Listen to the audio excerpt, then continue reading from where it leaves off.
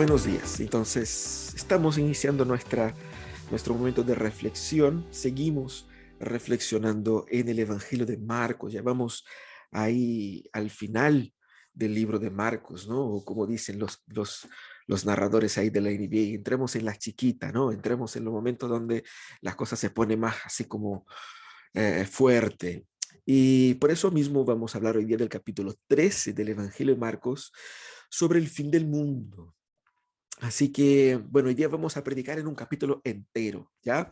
Y va a ser interesante porque trae el mensaje completo de Jesús sobre cómo serán los últimos días, el fin del mundo y todo eso. Vamos a conversar sobre eso. Oremos primero pidiendo que Dios nos dé de su gracia, nos ayude a entender su palabra y aprender y crecer, ¿ok? Marcos 13. Yo les pido que tengan sus Biblias abiertas ahí, porque vamos a leer el texto entero, pero después vamos a hacer mención de algunas partes y es interesante que puedan tener, porque ese texto es un texto que genera así como muchas preguntas. Uno lee y dice, ¿qué estoy leyendo? ¿Qué es eso? Pero sígueme aquí en la lectura. Así dice entonces la palabra de Dios. Cuando salía Jesús del templo, le dijo a uno de sus discípulos, mira maestro, qué piedras, qué edificios. ¿Ves todos estos grandiosos edificios? Contestó Jesús. No quedará piedra sobre piedra, todo será derribado. Más tarde estaba Jesús sentado en el monte de los olivos frente al templo, y Pedro, Jacobo, Juan y Andrés le preguntaron en privado, dinos, ¿cuándo sucederá esto? ¿Y cuál será la señal de que todo está a punto de cumplirse? Tengan cuidado de que nadie los engañe, comenzó Jesús a advertirles. Vendrán muchos que, usando mi nombre, dirán, yo soy, y engañarán a muchos. Cuando sepan de guerras y de rumores de guerras, no se alarmen. Es necesario que esto suceda, pero no será todavía el fin. Se levantará nación contra nación y reino contra reino. Habrá terremotos por todas partes. También habrá hambre. Esto será apenas el comienzo de los dolores. Pero ustedes cuídense. Los entregarán a los tribunales y los azotarán en las sinagogas. Por mi causa comparecerán ante gobernantes y reyes para dar testimonio ante ellos, pero primero tendrá que predicarse el evangelio a todas las naciones. Y cuando los arresten y los sometan a juicio, no se preocupen de antemano por lo que van a decir, solo declaren lo que se les dé a decir en ese momento, porque no serán ustedes los que hablen, sino el Espíritu Santo. El hermano entregará la muerte al hermano y el padre al hijo. Los hijos se rebelarán contra sus padres y les darán muerte. Todo el mundo los odiará a ustedes por causa de mi nombre, pero el que se mantenga firme hasta el fin será salvo. Ahora bien, cuando vean el horrible sacrilegio, donde no debe estar el que le entienda, entonces los que estén en Judea huyen a las montañas. El que esté en la azotea no baje ni entre en casa para llevarse nada. Y el que esté en el campo no regrese para buscar su capa. Ay de las que estén embarazadas o amamentando en aquellos días. Oren para que esto no suceda en invierno, porque serán días de tribulación como no la ha habido desde el principio, cuando Dios creó el mundo, ni la habrá jamás. Si el Señor no hubiera cortado esos días, nadie sobreviviría, pero por causa de los que Él ha elegido, los ha acortado.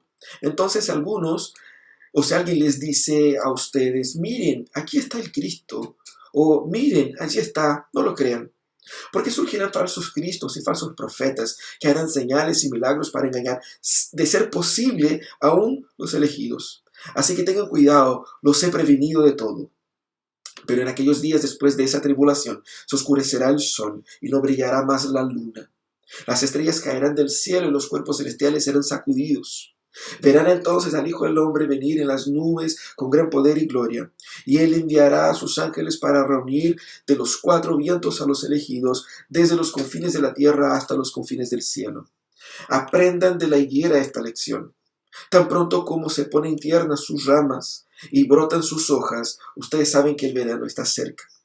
Igualmente, cuando vean que suceden estas cosas, sepan que el tiempo está cerca a las puertas. Les aseguro que no pasará esta generación hasta que todas estas cosas sucedan. El cielo y la tierra pasarán, pero mis palabras jamás pasarán. Pero en cuanto al día y la hora, nadie lo sabe, ni siquiera los ángeles en el cielo, ni el Hijo, sino solo el Padre. Estén alertas, vigilen, porque ustedes no saben cuándo llegará ese momento. Es como cuando un hombre sale de viaje y deja su casa al cuidado de sus siervos, cada uno con su tarea, y le manda al portero que vigile. Por lo tanto, manténganse despiertos, porque no saben cuándo volverá el dueño de la casa, sea al atardecer, o a la medianoche, o al canto del gallo, o al amanecer. No sea que venga de repente y los encuentre dormidos, que lo que les digo a ustedes, se lo digo a todos, manténganse despiertos. Interesantísimo texto, ¿no? De Jesús, hablando sobre cómo será el fin del mundo. Y fíjate que nuestra cultura, nuestra generación tiene una atracción por esos temas. Yo diría que, bueno, hace mucho ya que eso se habla, ¿no? Pero ahora hemos podido poner en películas más enchuladas. Y el tema de la pandemia hizo con que la gente se replanteara sobre las señales del fin del mundo y cómo va a ser y va a dejar de ser. Y generó una preocupación más apocalíptica, ¿cierto?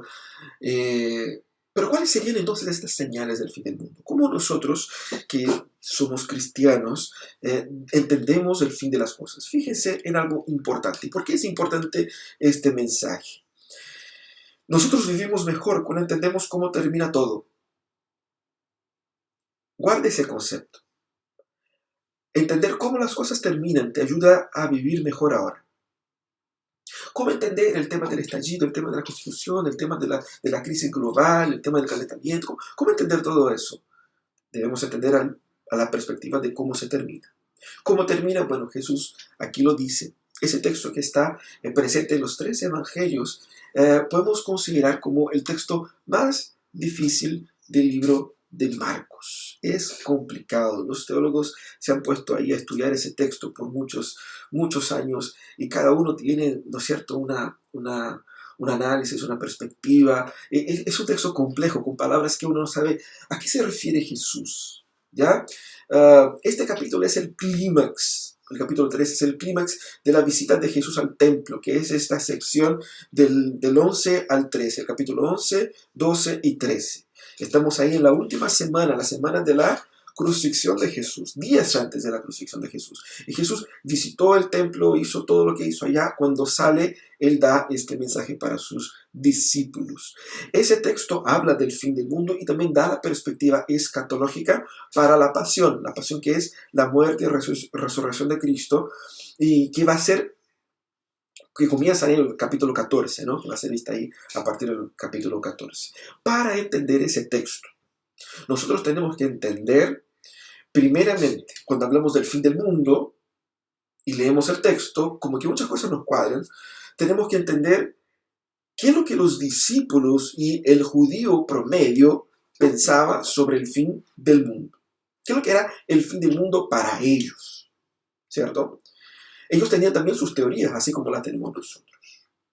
Fíjense que para un judío promedio, así como cualquier discípulo de Jesús, el templo de Jerusalén era así como el centro, no solamente de la religión, pero también de todas las expectativas mesiánicas. O sea, cuál sea lo que pase en el futuro, el templo estará en el centro de esto. Porque la cuestión era hermosa, era gigante, representaba el poder del judaísmo, de Jehová ahí presente.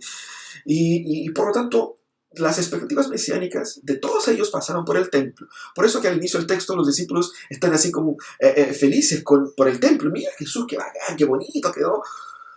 ¿Por qué? Porque había una expectativa mesiánica por detrás, no era solamente el concreto ahí, era todo un símbolo. Y ese orgullo era porque ellos pensaban, el Mesías reinará aquí, en ese lugar, y mira cómo es suntuosa. Era hecho de mármol, blanco, de arriba abajo, con todos adornos de oro. Era una cuestión fantástica, era uno de los templos más suntuosos de la época o incluso de la historia. Era, y así como en términos arquitectónicos, en términos estilísticos, de diseño, era hermosísimo. Y obviamente que ellos estaban muy así, enorgullecidos del tema. Y hacen la pregunta, mira Jesús, qué bonito. O sea, le comentan con Jesús. Y Jesús les tira para abajo. Y dice, ¿ves todo eso? Ellos estaban en el monte de los olivos, que le daba la perspectiva total, o sea, como que afuera de la ciudad, y de ahí veían toda la ciudad y el templo. Y dijo, eso no va a quedar piedra sobre piedra. Y eso sonó en los oídos de ellos, es el fin del mundo. ¿Qué es lo que es el fin del mundo para un judío? La destrucción de Jerusalén y de su templo. Ese sería como el, el no sé, el apocalipsis zombie para nosotros, o sea, algo así, como se destruye todo, ahora fuimos todos a la vez y se terminó esa cuestión. Ese es el contexto del cual Jesús está hablando. Pero mira, el capítulo es largo. Ya les voy a ayudar a entender un poco el capítulo. El capítulo está organizado más o menos así, o podemos organizar el capítulo más o menos así. Tenemos ahí en los versículos 1 y 2 el contexto, ¿cierto? Que hacen, que muestra ahí el texto de los discípulos mirando hacia Jerusalén y el templo de Jerusalén. Ese es el contexto, ¿cierto? Entonces, todo el capítulo tiene que ver un poco con la caída de Jerusalén, lo que sucedió en el año 70 después de Cristo, ¿cierto? Entonces, hace referencia a este evento, pero también hace referencia al evento final de la historia, ¿ya? Y eso se da porque hay dos preguntas que hacen los discípulos ahí. Ellos preguntan, ¿cuándo será esto? Porque ellos hablaron de Jerusalén, Jesús dijo, no quedará piedra sobre piedra. Y ellos pensaron, es el fin del mundo. Entonces, ¿cuándo será esto? ¿Y cuáles serán las señales de que Jesús vendrá? Y ahí al responder esas dos preguntas que Jesús da, el manso speech, así como la predicación completa, y responde las dos cosas, pero que van de la mano. Algunas cosas se refieren a Jerusalén siendo destruida en el año 70 y otras cosas se refieren a todo ese periodo de tiempo entre la salida de Jesús, cuando Jesús es ascendido al cielo después de su resurrección, hasta su regreso, ¿cierto? Veamos con más detalle, así como que para que tomen nota, ¿cierto? Hace meses atrás nosotros hicimos una guía para que se tome nota. De repente, si alguien todavía la ocupa, lo puede utilizar para eso. Pero tendría que dar vuelta así en la página porque es mucha información. ¿Cómo está organizada entonces eso? Tenemos ahí las preguntas, ¿cierto? Que hacen los discípulos. Y ahí Jesús empieza a exhortar. Mira, cuidado con los falsos profetas, los falsos cristos. Fíjate que van a haber guerras, van a haber terremotos, pero todavía no es el fin, ¿cierto? Ustedes serán perseguidos. Y esa persecución se dará tanto en el inmediato periodo de ellos sin Cristo ahí, después del inicio de la historia de la iglesia, como también hasta nuestros días. Serán perseguidos por causa de Cristo y va a caer Jerusalén y van a surgir falsos cristos y Jesús aquí entonces suena la alarma, ojo con eso, la persecución vendrá contra ustedes, habrá muchos falsos maestros por ahí, ¿cierto? Y sigue.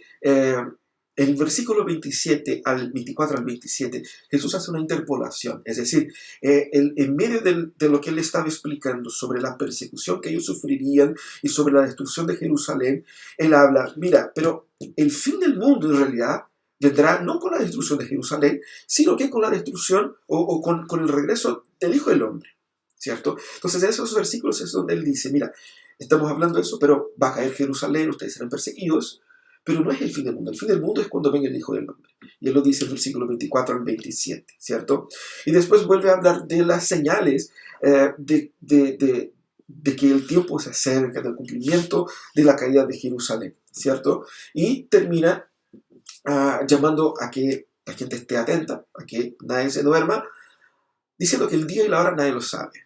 Así que no anden haciendo predicciones de que va a venir en 1844, que va a venir en 2022, ¿cierto? Cosas así. No. El día y la hora nadie lo sabe, así que debemos estar atentos. Que al fin y al cabo Jesús nos quiere enseñar con relación al final de los tiempos en ese texto. Dos cosas Jesús nos quiere enseñar con relación a la final de los tiempos en ese texto. Usted lo puede leer y en el jueves nosotros podemos entrar en detalles de un montón de cosas que no se entendió. Pero vamos al grueso, o sea, perdón, el mensaje principal que Jesús está entregando aquí. Y hay dos cosas que debemos poner atención. Primero, Jesús quiere que los discípulos entiendan que ha llegado el fin de la vieja religión y el inicio de la era de la iglesia. Eso todavía no estaba consolidado en la mentalidad de los discípulos. Y ya les voy a decir por qué eso es importante. El fin de la vieja religión es el fin de la adoración a Dios a través del templo. El templo ya no será necesario, porque Jesucristo, con su obra, Él derramará el Espíritu Santo sobre las personas, de manera que la conexión de las personas con Dios se dará directamente a través de Cristo como mediador, sin la necesidad de este templo. Otras épocas, ¿cierto? Pero los judíos habían distorsionado totalmente la relación con Dios. El propósito del templo original se había distorsionado. Ellos utilizaban eso como un negocio, utilizaban eso como una plataforma política de poder y de dominio religioso. Es por eso que la justicia de Dios viene en contra de ese templo, destruyéndolo. Era también ese templo el centro de las esperanzas futuras, pero estas esperanzas futuras que tenían los judíos eran esperanzas equivocadas. Ellos esperaban un Mesías político, ellos esperaban un Mesías militar, ellos esperaban un Mesías que naciera del concepto distorsionado de religión que tenían ellos. Y Jesucristo no tenía ningún compromiso con esa falsa religión de ellos. Por lo tanto, Jesucristo quiere enseñar a sus discípulos a abandonar expectativas que ellos tenían guardado desde siempre y darse cuenta de que lo que la Biblia siempre ha dicho es de una otra cosa. Jesús entonces, con su obra redentora, Él termina el propósito del templo. Él será el único mediador entre Dios y los hombres. Y más, se termina el templo como un espacio para los judíos solamente, porque ahora Jesús va a cumplir lo que había prometido de ser Él el redentor de todas las familias de la tierra, como prometió Abraham, ¿cierto?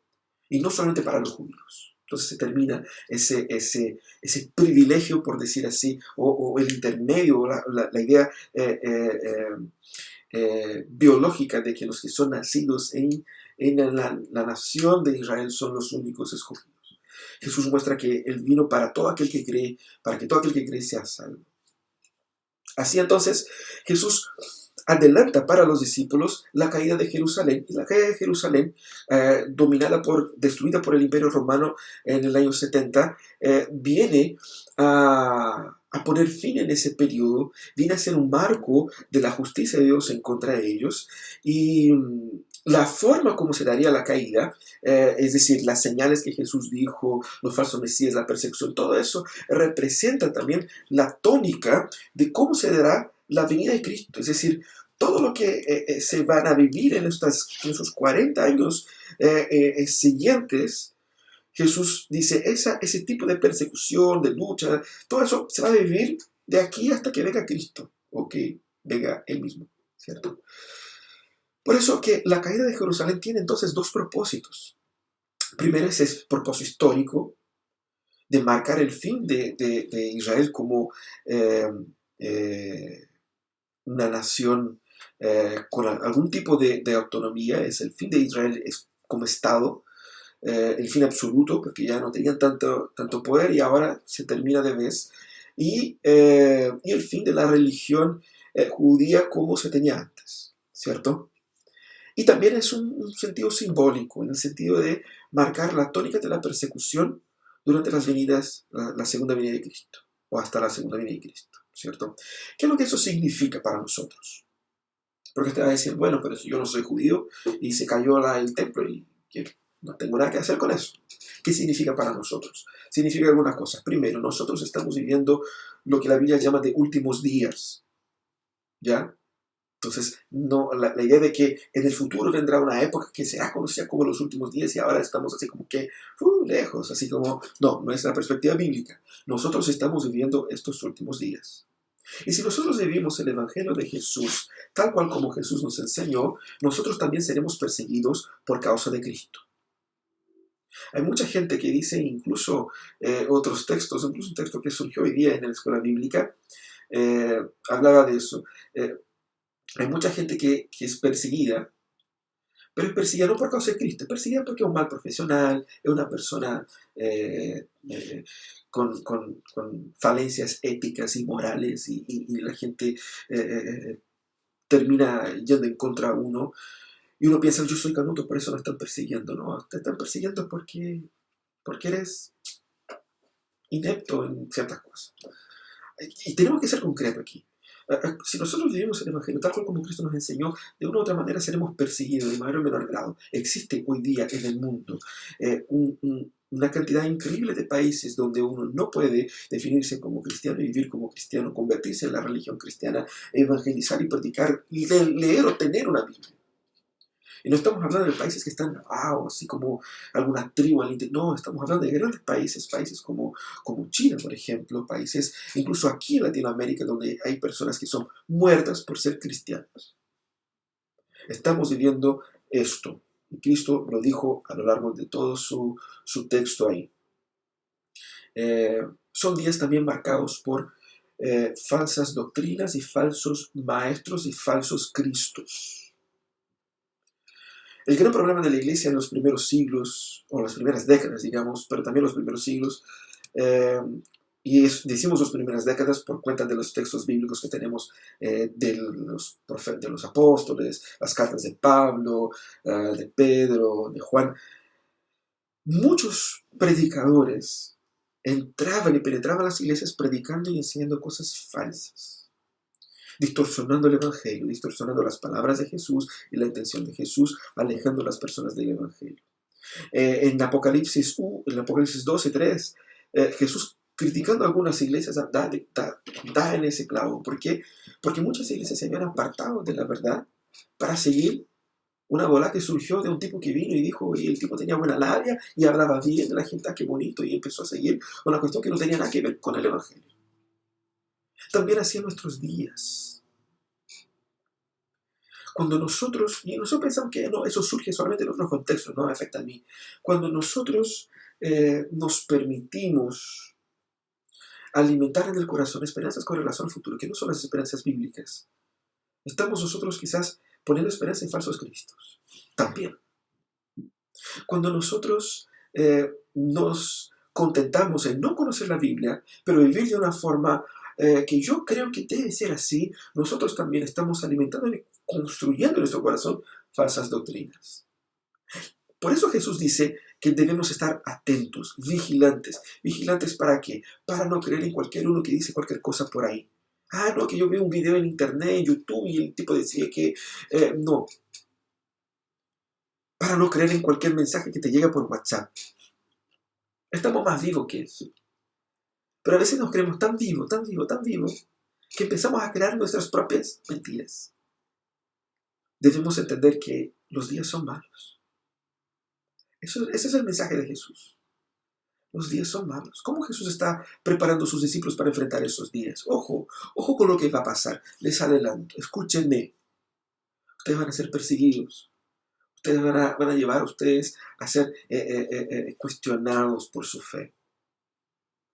La gente se va a levantar unos contra otros.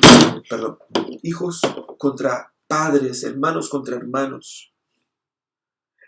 Eso es lo que pasa hoy en muchos países del Medio Oriente.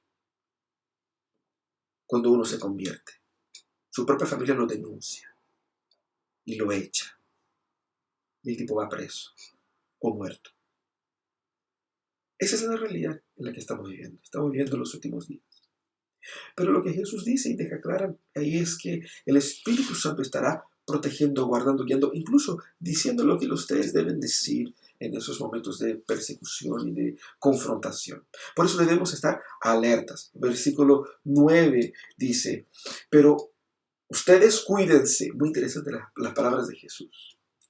Porque Jesús sabe que no va a estar con ellos físicamente, pero va a enviar su Espíritu Santo. Y los exhorta, cuídense. Más adelante, el versículo 33, Él va a decir, estén alertas, vigilen, ¿cierto? Sean perseverantes, ahí como dice el versículo 3. Y todo ese texto del versículo 32 al 37, estén vigilantes. ¿Qué significa eso? Significa que mis ojos deben estar puestos en Jesús, en lo que Él dice en su palabra. Los días son malos, yo no sé qué va a pasar. Y más, ojo con esto, eh, si yo realmente abrazo el Evangelio de Salvación, yo tengo que entender que puede ser que le caiga mal a la gente. No por caer mal así nomás, sino que porque el Evangelio produce ese rechazo. La expectativa de que vamos a hacer buena onda y todos van a tener así como que, ay, qué buena onda, tú. No, esa es la realidad. Jesús va y da a sus discípulos, mira, eso es lo que va a pasar. La caída de Jerusalén simboliza la caída de todas las esperanzas equivocadas de los judíos. Pero qué bien que cae, porque lo que se viene es mucho mejor. Pero ustedes serán perseguidos en ese periodo. Pero no desanimen. Vale la pena. ¿Por qué vale la pena? Y ahí es la función de los versículos 24 al 27, ¿cierto? Donde Jesús dice, pero en aquellos días después de esto, después de esa tribulación, se oscurecerá el sol, ya no brillará la luna, y las estrellas caerán del cielo, y los cuerpos celestes serán sacudidos, y verán entonces al Hijo del Hombre venir en las nubes con gran poder y gloria. Él vendrá por nosotros. Eso es lo que Jesús quería que los discípulos entendiesen. No pongan sus esperanzas en el templo, pongan sus esperanzas en el Cristo que volverá por ustedes. La esperanza debe estar en el regreso glorioso de Cristo. ¿Qué significa eso? Esos versículos 24 al 27 son el corazón de este discurso escatológico de Jesús. La esperanza no está en el triunfo del judaísmo tradicional, ni en cualquier otra intento humano por conquistar el futuro para todos. La victoria vendrá al final de este periodo de sufrimiento. Y también debemos entender que cuando se dé la manifestación final de Cristo, ahí no habrá espacio para ningún falso Cristo ni falso profeta, porque todos lo verán. ¿Y cómo lo verán? El sol, la luna, las estrellas, aquellas cosas poderosísimas que solo el mismísimo Dios puede controlar, prender y apagar. Ahí entonces quedará de una forma inequívoca que es una manifestación divina. Todos lo verán. Y es una manifestación que nadie puede producir y que nadie puede detener. Y es interesante que Jesús dice, y verán, versículo 26, verán entonces al Hijo del Hombre. Todos los seres humanos lo verán. Toda carne verá.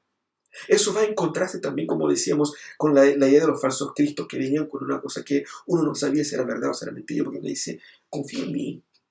Yo soy el otro Jesús. Él dice, no se preocupen con eso. Cuando venga el Cristo verdadero, todos van a saber.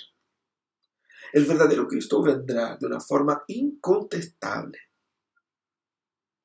Pero eso también es una forma de mostrar, cuando él dice, todos verán, de que la humanidad estará en una situación totalmente pasiva ante ese regreso del Cristo. Mostrando que la redención no es un proceso de progreso producido por la humanidad. No es que si nosotros nos unimos y si nosotros hacemos el bien al otro y si nosotros escribimos leyes bonitas y si nosotros nos portamos bien, el mundo encontrará finalmente paz, prosperidad, justicia. No, no es así. Jesús dice, no, las cuestiones se empeorarán. En otra parte la Biblia dice que el amor se enfriará. La idea de que nosotros a través del progreso, sea el progreso político, económico, científico, podemos construir un mundo, una utopía donde el ser humano viva feliz y plenamente, eso no existe. El Señor nos llama a poner ojo en lo que está realmente pasando. El pecado va distorsionando todas las cosas y la única cosa que vence el pecado es Cristo. La única esperanza de justicia es Cristo. Si nosotros anhelamos por un mundo más justo, aquí está. Aquí está el mundo justo. Si nosotros anhelamos un mundo donde los malos sean castigados por sus maldades, aquí está. Si nosotros anhelamos un mundo donde todos vivamos en paz, aquí está. ¿Quién produce ese mundo? Solamente Cristo. Y lo está haciendo. Eso es el mensaje escatológico de Jesús. No es la Babel, ese monumento que ellos quisieron construir para decir llegamos a la divinidad. No. No es el templo de Israel o cualquier otro templo. No son los imperios ni la ciencia que conquistará para el ser humano paz final. Aquí, cuando venga el Cristo, todos los seres humanos lo verán, inertes, porque sus obras son incapaces de construir el mundo de paz que tanto anhelamos, pero que somos incapaces de producir.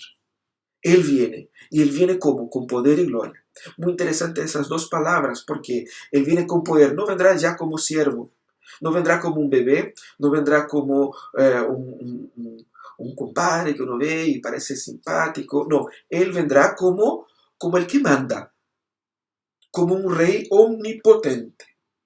En contraste con toda la impotencia de los mártires, de los cristianos que por siglos sufrieron en obediencia a Jesús, pero que se vieron incapaces de hacer frente a los poderes de este mundo.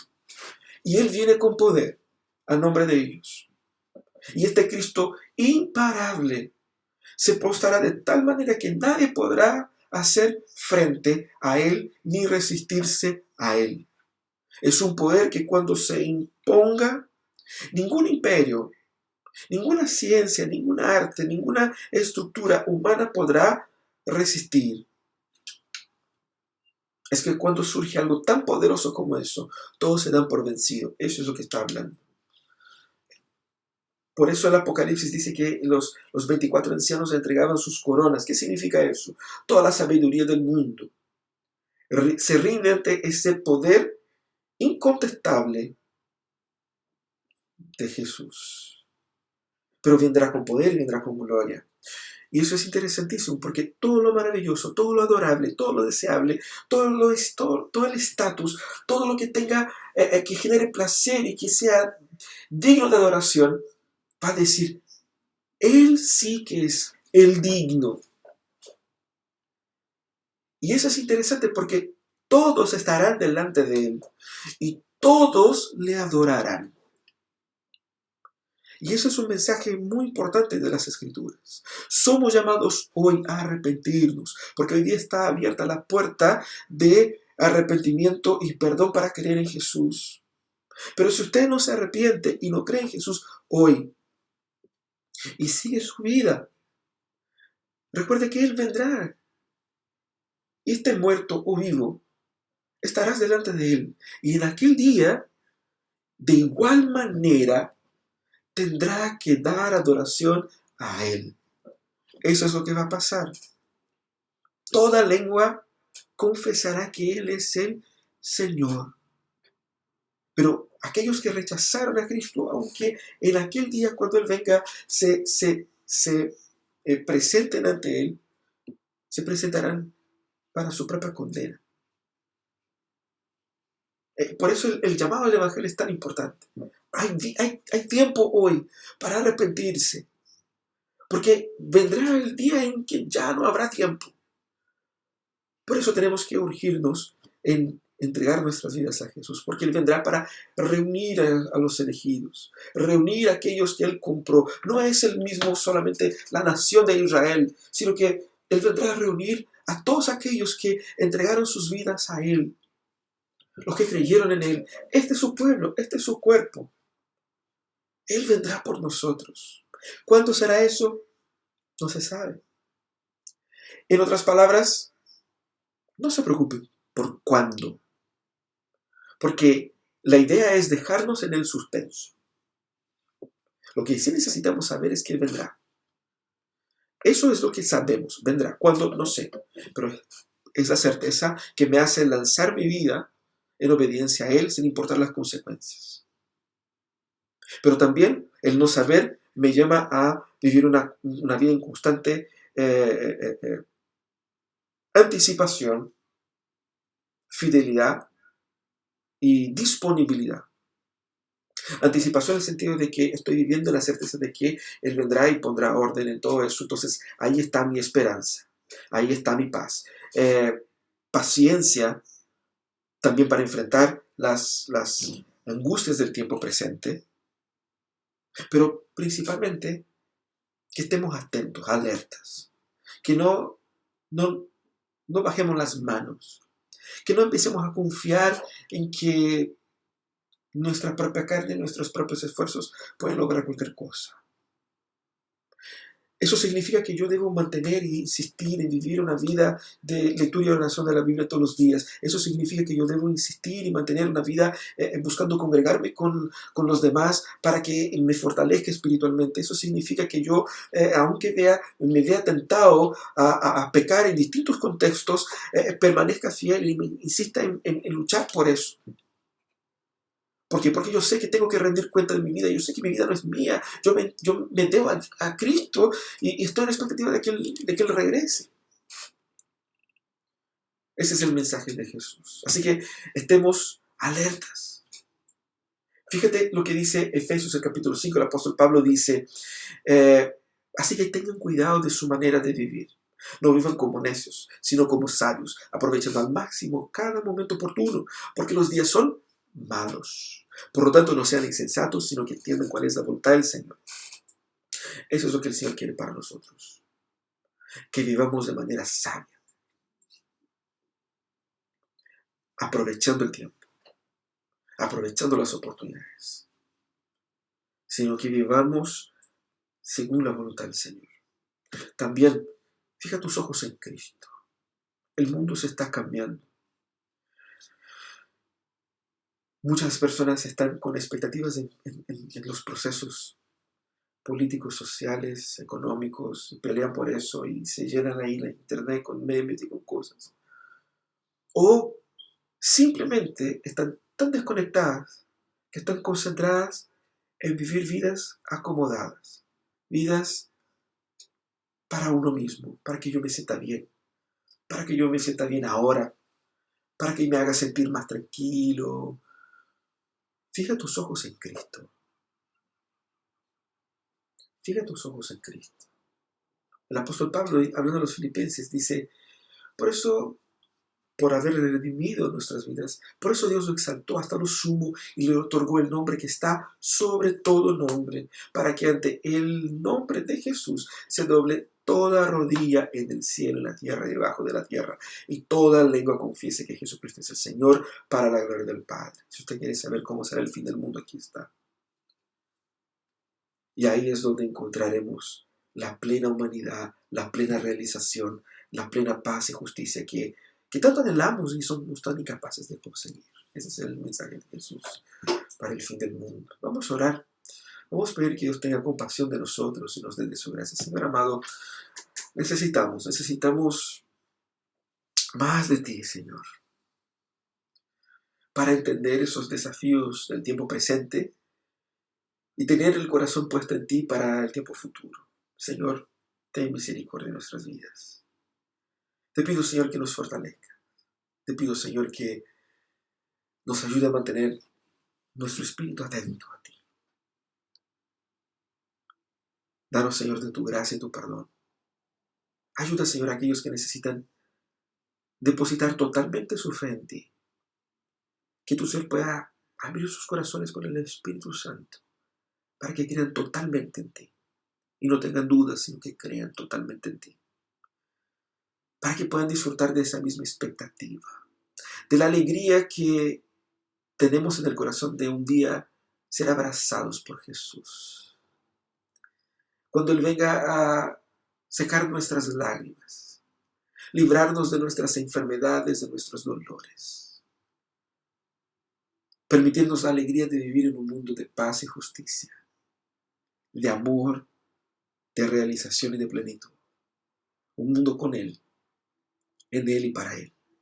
Ayúdanos, Señor, a que caminemos para allá. En nombre de Jesús es que oramos. Amén y amén. Dios nos bendiga, hermanos.